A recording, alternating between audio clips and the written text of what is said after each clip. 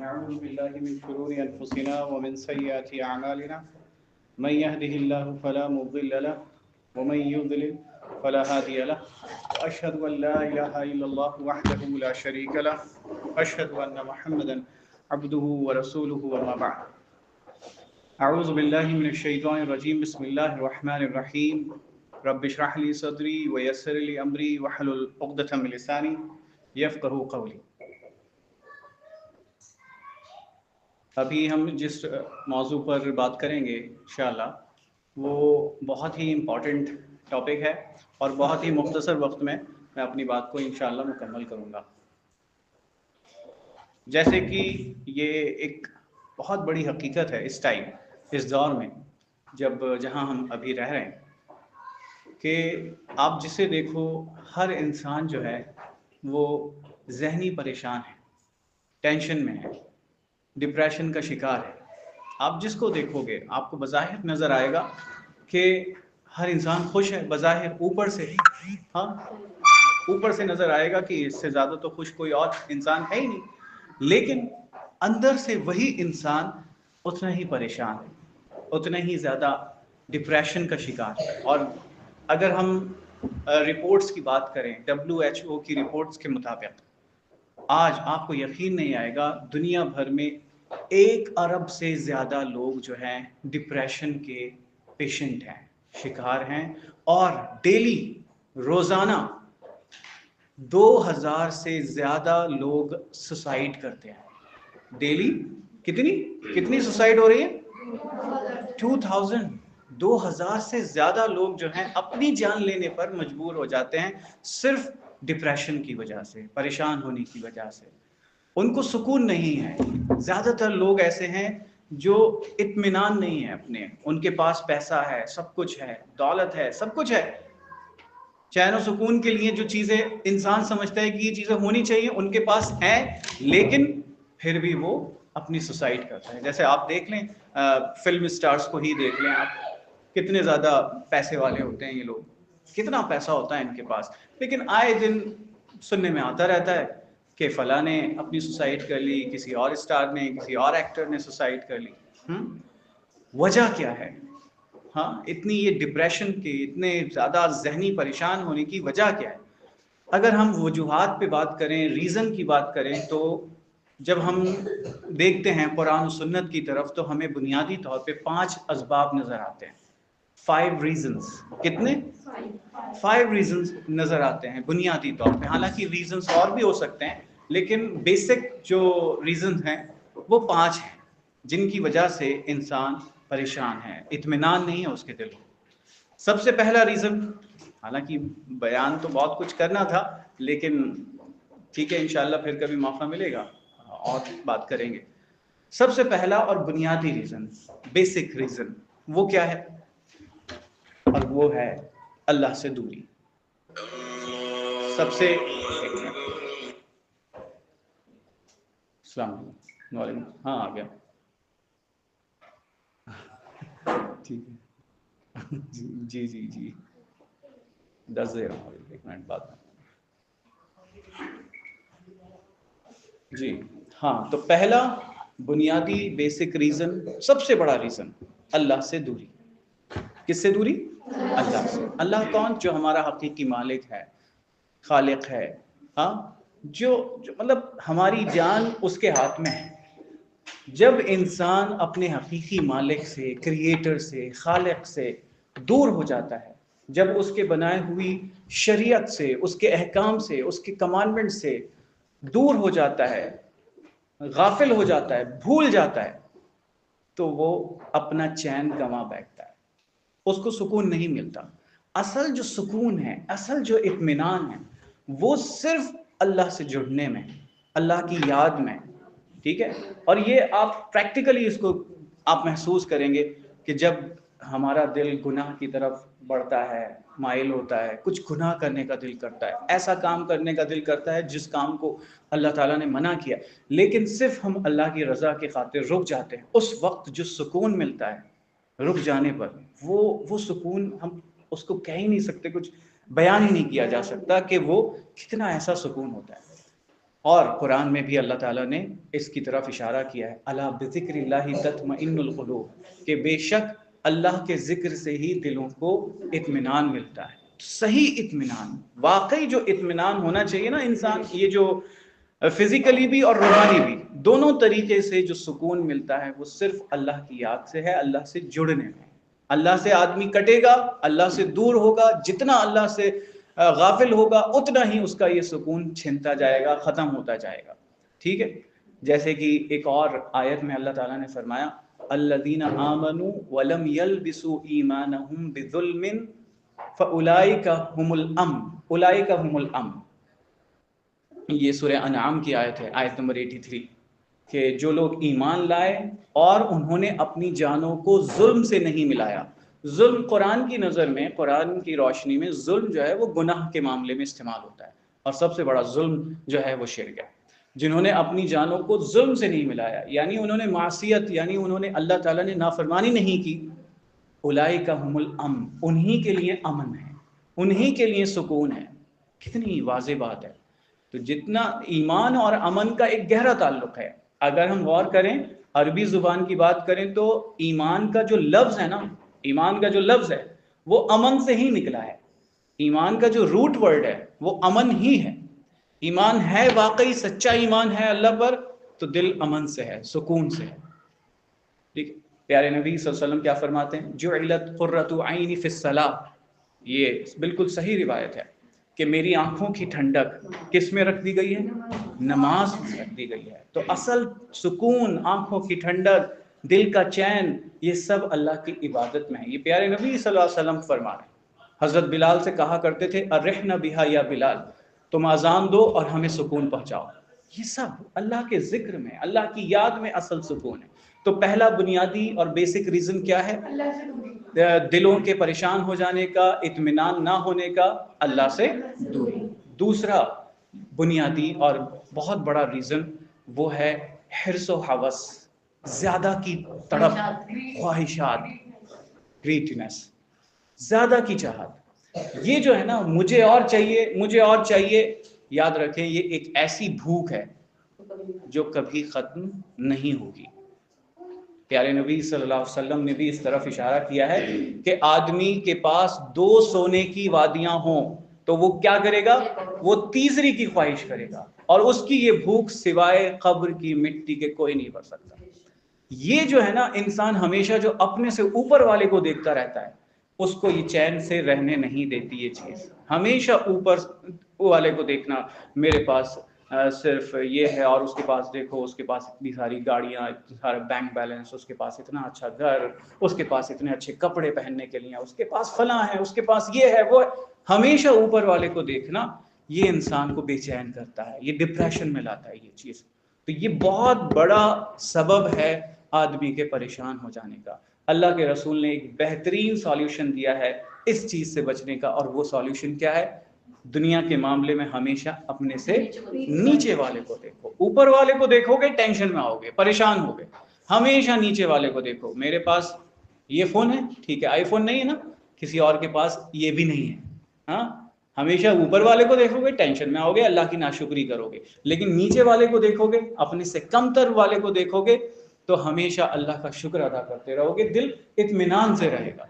तो ये प्यारे नबी सल्लल्लाहु अलैहि वसल्लम ने एक बेहतरीन सॉल्यूशन दिया है। हम क्या करते हैं, न सिर्फ पैसे के मामले में ऊपर वाले को देखते हैं, हम शक्ल सूरत के मामले में भी अपने से ऊपर वाले को देखते हैं कि मैं अल्लाह ताला ने मुझे ऐसा बनाया, हाँ, मेरा रंग गोरा क्यों नहीं, वो तो इतनी गोरी है। ज़्यादातर ये लड़कियों में होता है मामला। हाँ, बहुत एहसास कमतरी की शिकार हो जाती हैं ज़रा सा। अपने से नीचे वाले को यहाँ भी देखना है। कुछ लोग ऐसे भी हैं जिनके हाथ नहीं है, जिनके पैर नहीं है, जो जुबान नहीं है, बोल नहीं सकते। हमेशा नीचे वाले को देखो। अल्लाह ताला ने मुझे इतना तो बनाया है कि मेरे पास सही सारे आज़ा जो हैं, बॉडी पार्ट्स हैं, काम कर रहे हैं। कितने सारे ऐसे लोग हैं जो गलियों में आप देखते होंगे, सड़कों में देखते होंगे, पड़े हैं, बैठे हैं वहाँ पे बिना हाथ पैरों के। अल्लाह ताला ने मुझे वैसा नहीं बनाया। तो हमेशा अपने से नीचे वाले को देखो। दुनियावी मामला, दीन के मामलात में हमेशा ऊपर वाले को देखना है कि मैं बताओ यार 2-3 वक्त की नमाज पढ़ता हूँ और वो 5 वक्त की नमाज पढ़ता है। हाँ, अगर लड़कियों की बात करें तो इसको जेंडर को चेंज करने में सिर्फ 2-3 वक्त की नमाज पढ़ती है, वो 5 वक्त की नमाज पढ़ती है, वो तहज्जुद भी पढ़ती है। तो ये सोचना चाहिए, हमेशा ऊपर वाले को देखना चाहिए दीन के मामले में, ठीक है। दुनिया के मामले में हमेशा नीचे वाले को, बिल्कुल टेंशन फ्री रहेगा आदमी। जहां उसने ऊपर वाले को देखा, उसका ये सुकून, उसका ये चैन छिन गया, वो परेशान है। तीसरा बहुत ही अहम सबब, और वो क्या है? वो है हसद, जेलसी, जलना, किसी और की खुशियां, किसी और की कामयाबी देखी नहीं जा रही है, दिल ही दिल में कुढ़ रहा है, परेशान हो रहा है। ये हसद, ये जेलसी एक ऐसी बीमारी है, एक ऐसा जुल्म है जो इंसान खुद अपने ऊपर करता है। एक ऐसा जुल्म है जो इंसान खुद अपने ऊपर करता है। किसी सलफ का कौल है, और इतनी जबरदस्त बात कहते हैं कि मैंने हासिद से ज्यादा बड़ा कोई जालिम नहीं देखा जो खुद अपने ऊपर जुल्म करता है। हासिद मतलब जलने वाला, दूसरों की खुशियों से, दूसरों की कामयाबियों से जलने वाला हासिद कहलाता है। तो क्या कह रहे हैं कि मैंने हासिद से बढ़कर, यानी जलने वाले से बढ़कर, खुद को नुकसान पहुंचाने वाला जालिम नहीं देखा। तो ये जुल्म इंसान, हसद क्या होता है? हसद से इंसान दूसरों को तो कोई नुकसान नहीं पहुंचाता, सिवाय अपने आप को नुकसान पहुंचाता है। ये एक ऐसी बीमारी है।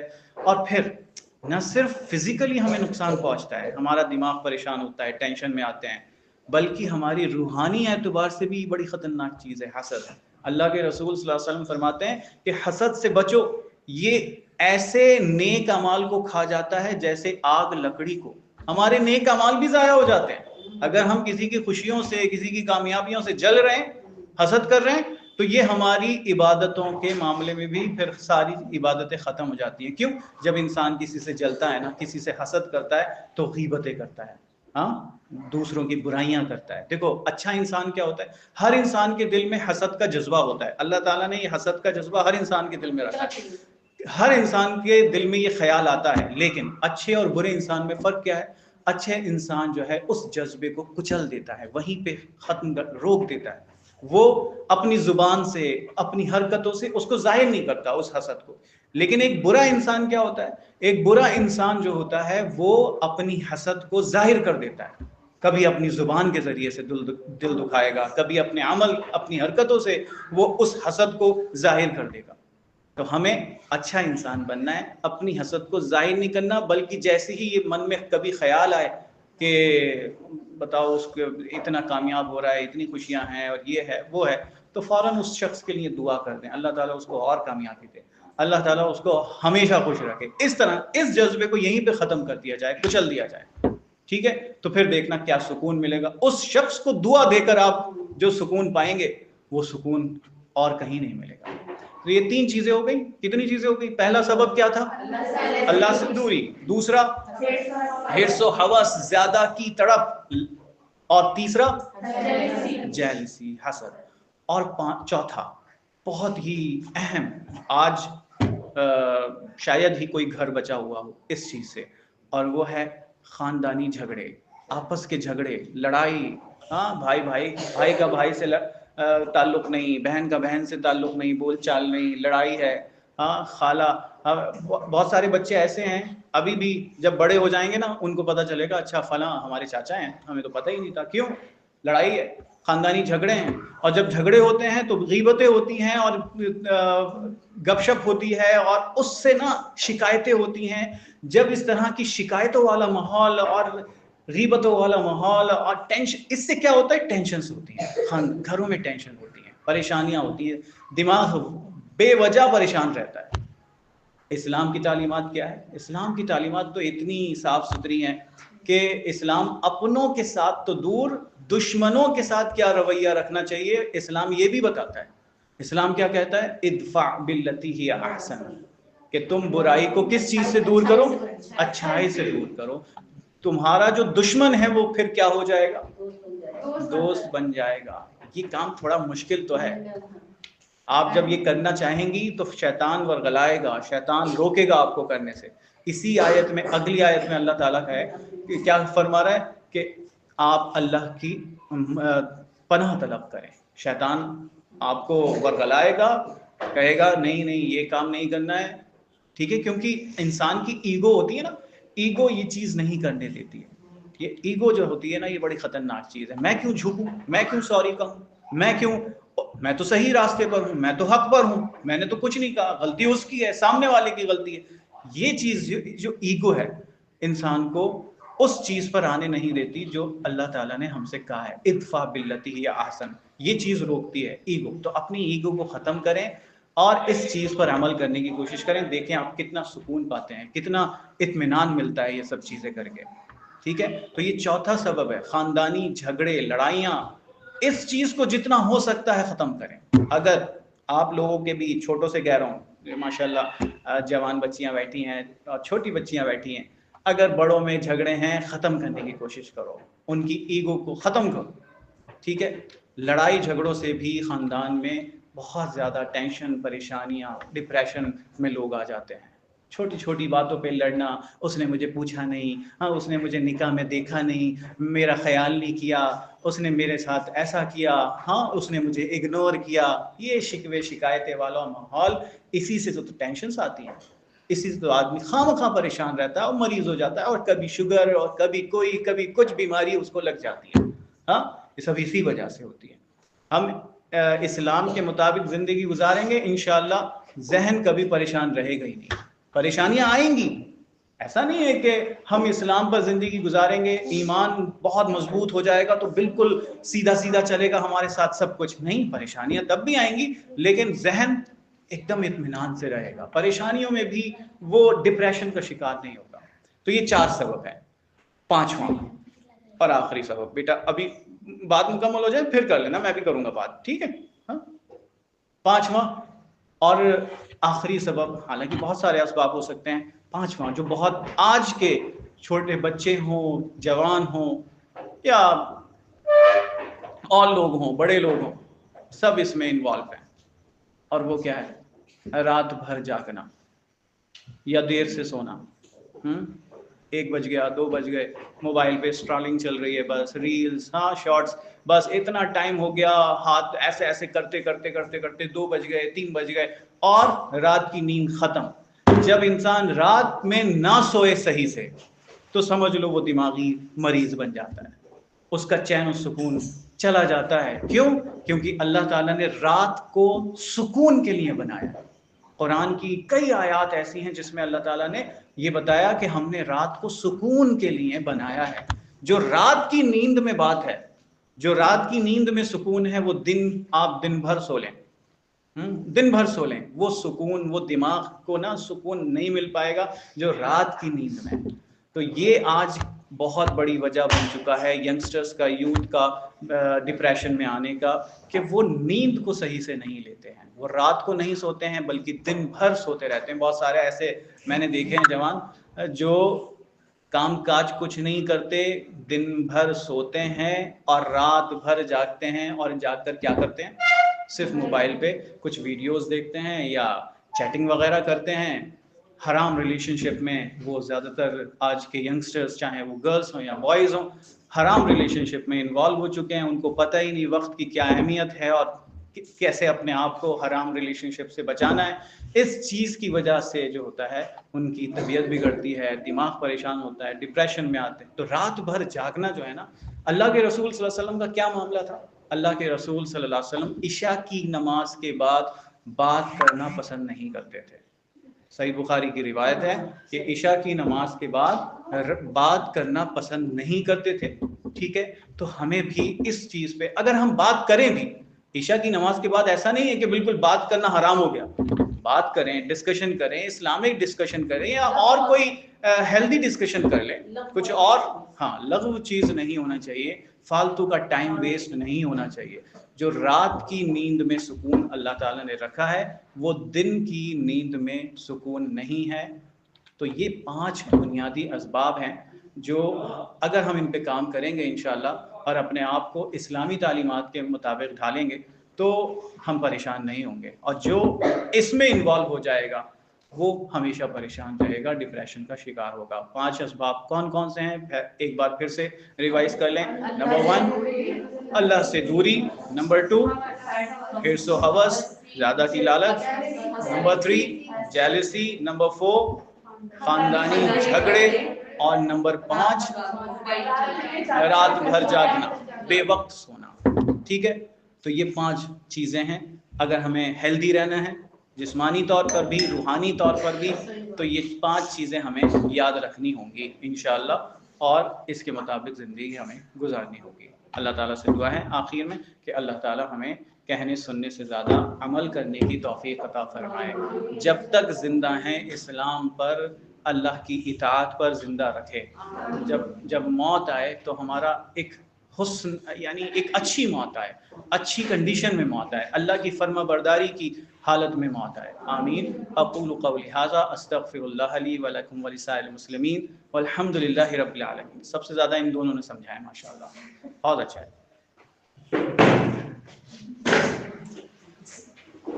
जी, आपका कोई क्वेश्चन हो तो आप